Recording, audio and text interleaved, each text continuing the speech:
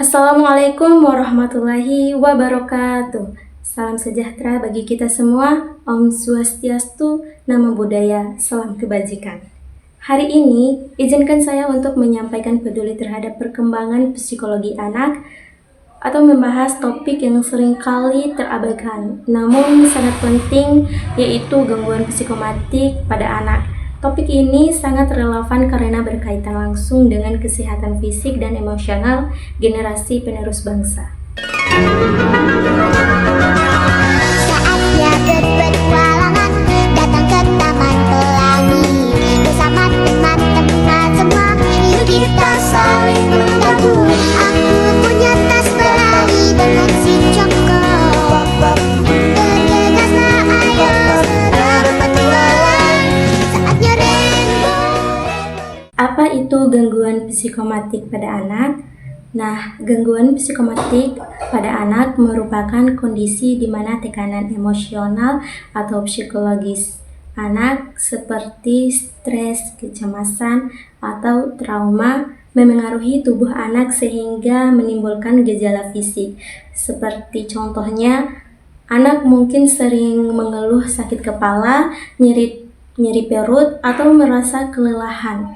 Namun setelah pemeriksaan medis, tidak ditemukan penyebab yang jelas. Hal ini berbeda dengan gangguan fisik biasa, karena akar masalah sebenarnya terletak pada ketidakmampuan anak untuk mengelola emosinya.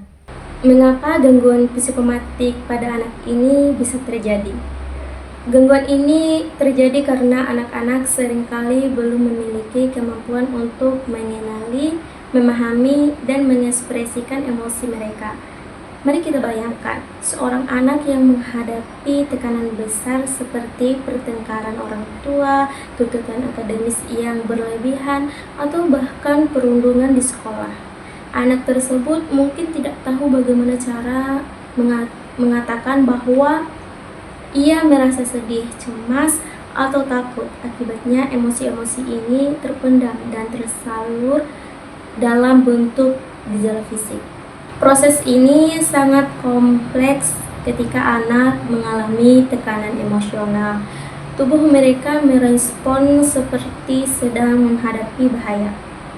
Hormon stres dilepaskan, jantung berdebar lebih cepat, otot menjadi tegang, bahkan sistem pencernaan terganggu.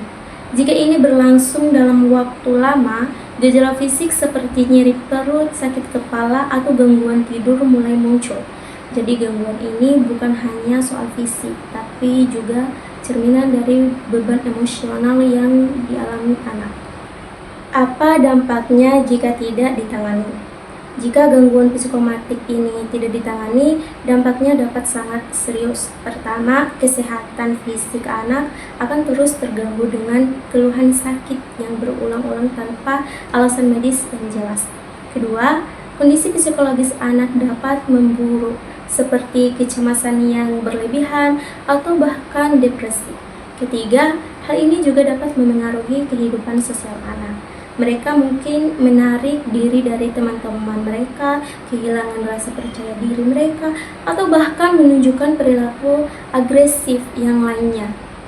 Sebagai pihak yang peduli, kita harus menyadari bahwa gejala fisik ini adalah cara anak mengungkapkan bahwa mereka membutuhkan perhatian lebih. Bagaimana sih cara mengatasinya? Nah, cara mengatasi gangguan psikomatik pada anak ini memerlukan pendekatan yang holistik. Pertama, dukungan dari keluarga. Keluarga memainkan peran yang sangat penting dalam psikolog anak ini. Dengarkan anak dengan penuh empati, jangan abaikan keluhan fisik mereka, meskipun dokter tidak menemukan penyebab medis. Tunjukkan kepada mereka bahwa mereka merasa aman dan dicintai. Kedua, konsultasi dengan profesional. Terapkan terjadi psikologis seperti terapi bermain atau terapi seni untuk membantu anak mengekspresikan emosinya dengan cara yang lebih sehat. Jika perlu, ajak anak berkonsultasi dengan psikolog anak. Ketiga, ciptakan pola hidup yang sehat pastikan anak mendapatkan waktu tidur yang cukup, asupan makanan bergizi, dan aktivitas fisik yang menyenangkan. Aktivitas sederhana seperti bermain di luar rumah atau olahraga ringan sangat membantu untuk mengurangi stres. Keempat, kerjasama dengan sekolah. Berbicaralah dengan guru atau konselor sekolah untuk memastikan lingkungan sekolah mendukung kondisi emosional anak. Jika tekanan akademis terlalu berat, jangan ragu untuk meminta penyesuaian. Kesimpulan dari gangguan psikomotorik pada anak bukanlah masalah sepele. Ini adalah cerminan dari tekanan emosional yang dihadapi anak-anak, yang mereka sendiri belum dapat tahan atau kelola.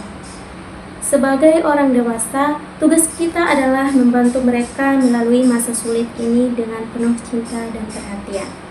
Ingatlah, kesehatan fisik dan emosional anak adalah investasi jangka panjang untuk masa depan mereka. Mari kita menjadi pendengar yang baik, pendamping yang setia, dan pelindung yang kuat bagi anak-anak kita.